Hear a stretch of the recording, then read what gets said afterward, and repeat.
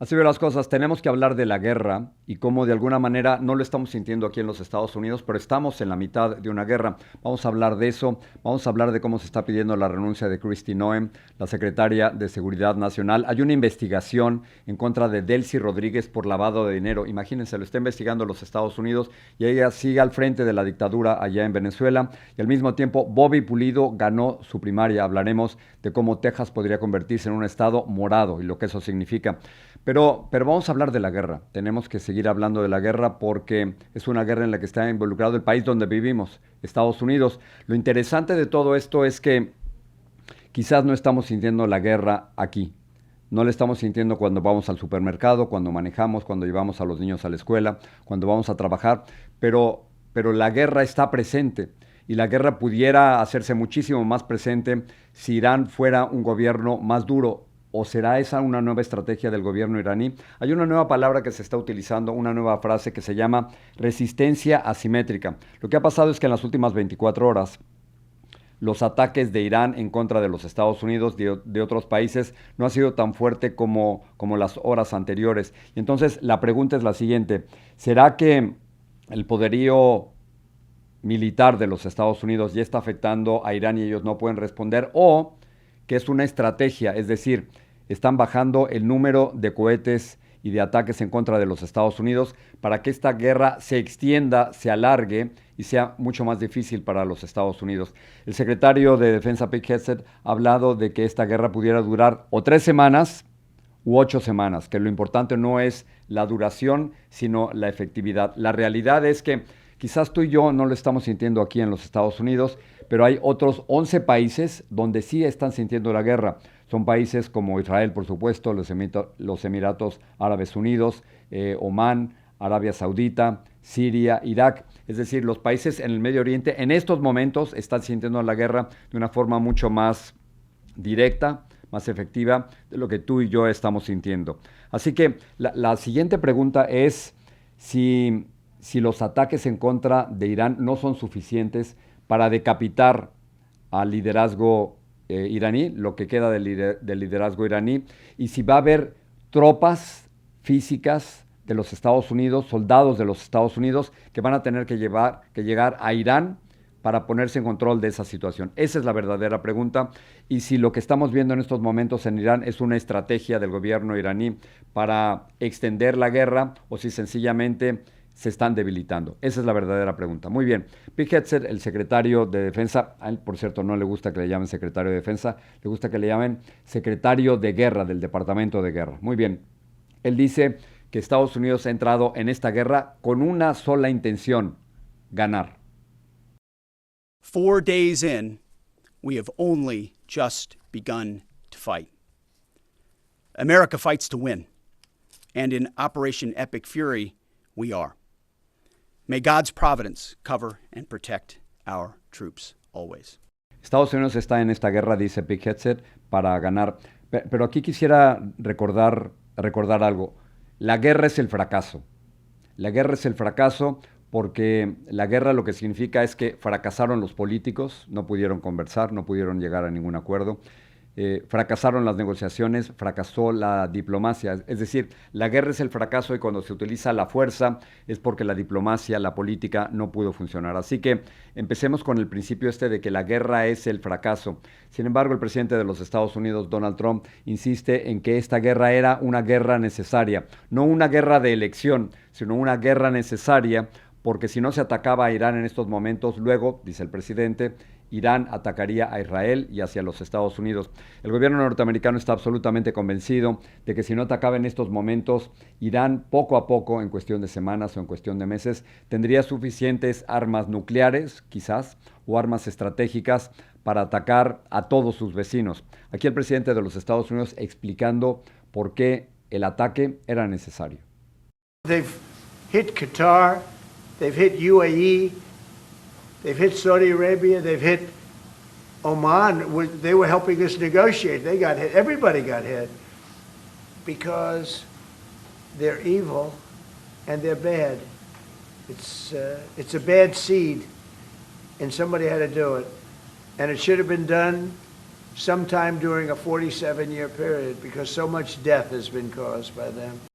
El presidente dice que este ataque a Irán que estamos viendo ahora en este 2026 debió haberse realizado durante los 47 años de la Revolución Islámica. Esta comienza, por supuesto, en 1979 con el Ayatollah Khomeini. No sé si te acuerdas de él. El Ayatollah Khomeini muere 10 años después y en los últimos 37 años el otro Ayatollah Khomeini, estaba a cargo. Por supuesto, el Ayatollah Khomeini fue asesinado en los ataques del sábado pasado. Las consecuencias para Estados Unidos son fuertes, quizás de nuevo. Y por eso hoy en este video podcast quería hacer el contraste. Quizás tú y yo no lo estamos sintiendo, pero hay familias norteamericanas que en este momento están sufriendo por lo que está ocurriendo en Irán. Te vamos a poner las fotografías de 4 de los 6 soldados muertos en combate allá en Irán. Estados Unidos ya ha identificado a cada uno de ellos y hasta el momento solo ha dado a conocer la identificación de 4 de ellos, pero son 6 muertos y el presidente de los Estados Unidos ha dicho que es posible que el número de muertos siga aumentando porque esta guerra va a seguir. Como dice Pete Hegseth, puede ser 3 semanas o pueden ser 8 semanas y mientras más tiempo pase, por supuesto, existe el peligro de que haya más muertos por parte del lado norteamericano. Tenemos unas imágenes interesantísimas desde el Océano Índico. Y en el Océano Índico, un submarino de los Estados Unidos atacó un barco de la Marina iraní. Y esto es importante porque, según el gobierno de los Estados Unidos, según el gobierno del presidente Donald Trump, la Marina y la Fuerza Aérea de Irán han quedado totalmente destruidas. Así que vamos directamente a las imágenes. Esto es como un submarino estadounidense ataca a un barco de la Marina de Irán y lo destruye por completo. Entonces, parte de la estrategia es acabar con el sistema aéreo del gobierno iraní, acabar con la Marina iraní y luego la gran pregunta, y esa es la gran pregunta, es si Estados Unidos va a necesitar soldados en presencia dentro del territorio iraní. Mientras tanto, a nivel político, particularmente los demócratas, pero en el Congreso de los Estados Unidos están muy molestos porque el presidente Donald Trump no pidió permiso para atacar a Irán. Y entonces hay una resolución sobre los poderes de la guerra. Lo más seguro es que tanto en el Senado como en la Cámara de Representantes, vayan a ponerle algún tipo de límite al presidente Donald Trump para continuar la guerra en Irán y sobre todo si va a haber nuevos ataques importantes, porque Estados Unidos ha hablado de 2 grandes olas de ataques. La primera la vimos el sábado pasado, la segunda todavía no la hemos presenciado. Entonces seguramente el Congreso de los Estados Unidos quiere ponerle límites al presidente Donald Trump y decirle, si vuelves a atacar, si vuelve a haber una gran ola de ataques, tienes que pedirnos permiso, algo que por supuesto al presidente no le va a gustar en lo más mínimo. Hay en todo esto de la guerra, hay varias cosas, pero una de las cosas más importantes es que la verdad desaparece.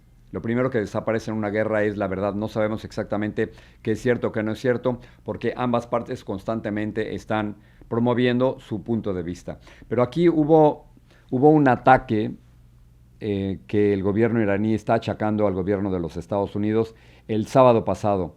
En la ciudad de Minav había una escuela de niñas. El sábado es día de escuela en Irán y en Israel. Resulta que en uno de los ataques aparentemente de los Estados Unidos mueren 175 personas, la mayor parte de ellas niñas. Y entonces esto sería un crimen de guerra, porque en las guerras, a pesar de todo, hay ciertas reglas, ciertos lineamientos, ciertos principios éticos, y aquí se está investigando la muerte de estas 175 personas, de nuevo, la mayor parte de ellas niñas. Aparentemente, y eso es lo que sabemos hasta el momento, aparentemente junto a esta escuela, el Minab, que queda cerca del estrecho de Hormuz, es decir, cerca del mar, había un edificio de las guardias islámicas. Y entonces, quizás, no lo sabemos, quizás el ataque original iba en contra del edificio de las guardias islámicas, más no en contra de esta escuela de niñas. Y ahora se está preparando tristemente el funeral de todas estas niñas. El secretario de Estado, Marco Rubio, estaba hablando sobre la guerra y de pronto un periodista de la BBC le hace la pregunta que todos tenemos que hacer. ¿Quién atacó esta escuela? ¿quién es responsable de la muerte de estas niñas? Y esta es la respuesta del secretario de Estado a la BBC. Can you tell us what you know? Can you tell us what you know, Mr. Secretary, or the administration knows about the strike on a building in southern Iran that the Iranians are saying was a school? Reports of large numbers of civilians, including children, killed. Yeah. I've seen those reports. I don't have. I would refer you, not because I'm not trying to answer your question, but I don't want to get it wrong. The Department of War would be investigating that if that was our strike. And I would refer your question to them, and I'll make sure they're aware that you have that. Are there indications this was an American missile? Well, clearly, the United States would not deliberately target a school. Our objectives are missiles, both the ability to manufacture them and the ability to launch them, and the one-way attract drones. That would be our focus, and that's what we would be focused on. We would have no interest and, frankly, no incentive to target civilian infrastructure. The Iranians are, on the other hand, targeting civilian infrastructure. You guys have seen it. I'm sure you've seen it. They're hitting hotels. They're hitting embassies. They're hitting airports. They're hitting oil infrastructure. If these are children killed, what your response? Well, it'd be very tragic, but I can't speak to the details behind it because I just don't have it. It would be a tragic outcome if it's happened. I don't have the details as to what led to it. But what is clear that the United States would not deliberately target a school. They are, on the other hand, deliberately targeting civilians, as you've seen, because you know why? They are a terroristic regime. They sponsor terrorism and they participate in terrorism. Hay que investigar exactamente quién es responsable de la muerte de todas estas niñas. Dice Marco Rubio que Estados Unidos no haría un ataque de forma deliberada, pero el gobierno iraní sigue insistiendo en que es responsable los Estados Unidos de la muerte de todas estas personas, de la muerte de civiles. Vamos a dejar hasta aquí la guerra, pero un poco más adelante en el programa tenemos una entrevista muy interesante con una persona que fue vocero de las Fuerzas Armadas de Israel, que nos va a dar la última visión de lo que está ocurriendo en su país. Pero vamos a saltar con Kristi Noem. Kristi Noem es la secretaria de Seguridad Interior. Ayer tuvo una sesión muy compleja, muy tensa, muy conflictiva en la Cámara de Representantes. La Cámara de Representantes del Congreso constantemente le llama a los funcionarios para que den su visión sobre lo que está ocurriendo en el país. Y entonces llega Kristi Noem y le están preguntando sobre las redadas, sobre los arrestos de ciudadanos norteamericanos y sobre la muerte de 2 norteamericanos en Minneapolis. Entonces, el senador Cory Booker no solo la confronta, sino que le dice a Kristi Noem que debe renunciar por su falta de información y por su falta de liderazgo. Aquí, esto es interesante, no solo es la crítica de un senador demócrata, sino veremos después que Kristi Noem también sufre la crítica de un senador republicano. Pero empecemos con Cory Booker. With the American people. But now it's overwhelmingly unpopular. And it's not because you are deporting dangerous people that everybody here wants out of our country. No, it's because you're going into our schools. You're terrorizing our children. You're detaining children. You're arresting Americans. You're breaking into our homes. You're terrorizing our streets. You're violating our rights to peacefully protest again and again and again. None of and then that when is a court tells you None to of stop, that is true. And then when a court You are tells you trying to stop, to impede you us violate from enforcing judges' the law orders. Not and in a getting partisan dangerous way, criminals off of our streets Republican-appointed so and we don't have more Democratic-appointed. families like the ones that are sitting Don't behind sit there me. and tell me that Lost you are their children, are responsible gone forever. for the running of your agency when you're not even aware. Either you are utterly incompetent or you are violating laws with impunity. You should step down from your position. If you don't, you should be removed by this president. And if not, Congress should impeach you. I appreciate the encouragement. Palabras fuertes de Cory Booker en contra de Kristi Noem, diciéndole que es o incompetente o sencillamente no sabe lo que está haciendo. Así que esta es la visión de un senador demócrata y uno pudiera pensar es una cuestión partidista y ya. Pero luego viene el senador Thom Tillis, republicano, quien también critica a Kristi Noem, pero la crítica, lo van a escuchar ahora, es extraño, porque la audiencia tenía que ver con migración, tenía que ver con redadas, tenía que ver con política, pero de pronto Thom Tillis le dice a la secretaria Kristi Noem que él leyó un libro que ella había escrito y en ese libro ella reconoce haber matado a un perro y a una cabra. Yo sé que suena raro, pero dentro de la audiencia, esto es lo que el senador republicano que debería estar defendiendo a Kristi Noem, es lo que el senador republicano le dice a ella. I read your book last week, and honestly, some of the parts of it impressed me, but some of it distresses me. And I'll give you a good example of one that does. The passage where you talk about killing a dog that was 14 months old. I train dogs, all right? And you are a farmer. You should know better. You should know that if you're going out to a hunting lodge and you're putting pheasants out and you're putting dogs out, you don't take a puppy out there. A 14-month-old dog is basically a teenager in dog years. You decided to kill that dog because you had not invested the appropriate time in training, and then you have the audacity to go into a book and say it's a leadership lesson about tough choices. It's in your book. We could play it if we had time. At that same lunch hour, you killed a goat. And you killed the goat because you said it was behaving badly. You are a farmer. You don't castrate a goat, they behave badly. You should have probably done that before, but my point is, those are bad decisions made in the heat of the moment, not unlike what happened up in Minneapolis. We're an exceptional nation. And one of the reasons we're exceptional is we expect exceptional leadership. Claro, la pregunta es que tiene que ver un perro y una cabra con la muerte de un perro y una cabra con todo esto. Pero Thom Tillis al final cierra el argumento porque dice, el haber matado a un perro fue una mala decisión, el haber matado a una cabra fue una mala decisión y el haber hecho estas operaciones en Minneapolis en la que murieron 2 ciudadanos de los Estados Unidos también fue una mala decisión. Así que Kristi Noem en estos momentos está bajo fuego tanto de los demócratas como de los republicanos. Muy bien, termina la sesión y de pronto Kristi Noem se tiene que enfrentar a un grupo de familias cuyos familiares han sido arrestados y esto fue lo que ocurrió. You should be ashamed of yourself. You should be ashamed of yourself. Stand with immigrants. Stand with immigrants. What? Stand with immigrants. Right. We stand with immigrants. But stick on immigrants.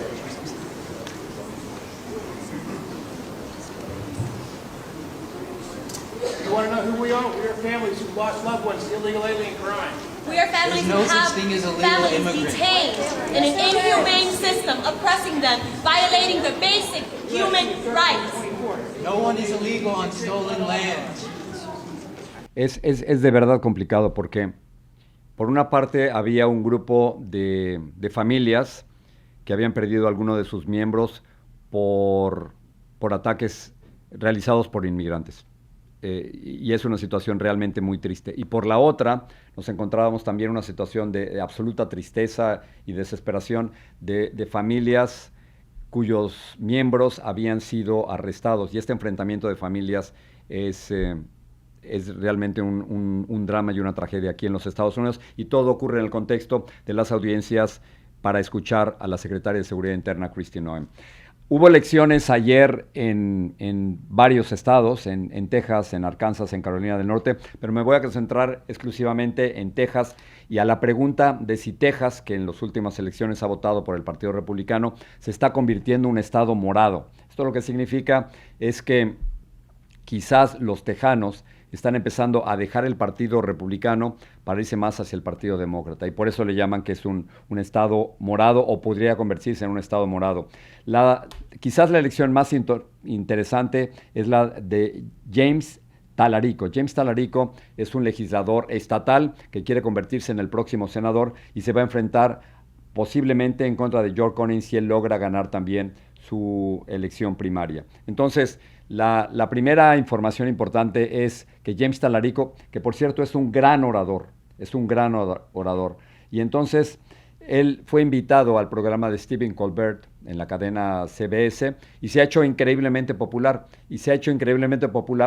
porque en esa entrevista de Stephen Colbert la cortaron, no salió al aire porque de acuerdo con la información de la cadena, ellos esperaban un mayor balance y estaban esperando también otra entrevista con el competidor de James Talarico para que fuera balanceado. Cierto o no, la realidad es que James Talarico se enfrentará seguramente en noviembre a John Cornyn de nuevo si él logra ganar su elección primaria. Esa es una de las noticias importantes. La otra, yo no sé si está siguiendo muy de cerca lo de Bobby Pulido, pero Bobby Pulido ganó también su elección primaria y se va a enfrentar con Mónica de la Cruz en noviembre. Así que eso es lo que está ocurriendo y la verdadera pregunta es si los tejanos se están convirtiendo un poquito más se están yendo un poquito más hacia el Partido Demócrata y si Texas va a ser un estado morado o quizás azul, no lo sé.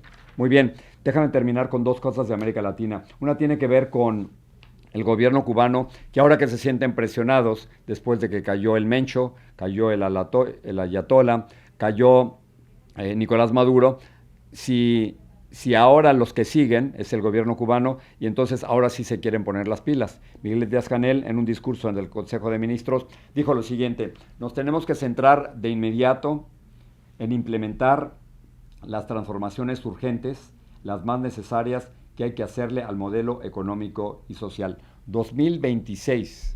Llevan 6 décadas en esto y ahora Miguel Díaz-Canel dice que este es el momento en que hay que concentrarse en las transformaciones más urgentes. Un poquito tarde, me parece. Y luego terminamos con Delcy Rodríguez. Hay información no confirmada por nosotros, pero le está dando la agencia Reuters, de que está siendo investigada por los Estados Unidos. Delcy Rodríguez, es decir, la dictadora venezolana, está siendo investigada por lavado de dinero y por corrupción. Esas son las acusaciones principales. La investigación se centra en la presunta participación de Rodríguez en el lavado de fondos provenientes de la petrolera estatal venezolana PDVSA entre el 2021 y el 2025. Rarísimo. O sea, a ver, si Estados Unidos está utilizando a Delcy Rodríguez para liderar Venezuela y al mismo tiempo le está investigando, ¿en qué va a culminar todo esto? Quizás sea una forma de sacar a Delcy Rodríguez de este rol de dictadora temporal o de protectorado, pero hoy leí una frase muy interesante en el diario The New York Times que hablaban de Delcy Rodríguez como una especie de ocupación de control remoto. Como quiera que sea, si Estados Unidos está investigando por lavado de dinero y corrupción a Delcy Rodríguez, esto sugeriría que habría tarde o temprano una transición hacia la democracia. Muy bien, déjame terminar con esta entrevista. Acabo de tener una conversación muy interesante con una persona que fue vocero de las Fuerzas Armadas de Israel y él sabe perfectamente lo que está ocurriendo. Así que la entrevista ahora mismo.